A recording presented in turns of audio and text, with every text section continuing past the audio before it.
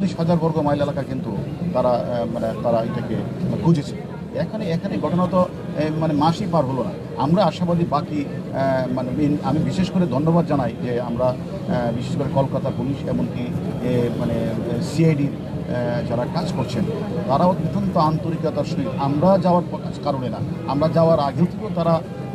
এই লাশটা উদ্ধারের জন্য তারা নদীতে খালে তারা তাদের অভিযান পরিচালনা করছে এবং আমরা যাওয়ার পরেও আমরা যখনই যেটা বলেছি তারা সেই জায়গায় আসামি নিয়ে গিয়েছেন এবং আমরা যখনই তাদেরকে বললাম যে আপনারা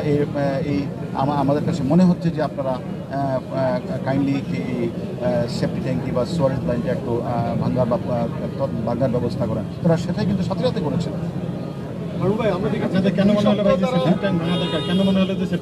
আসলে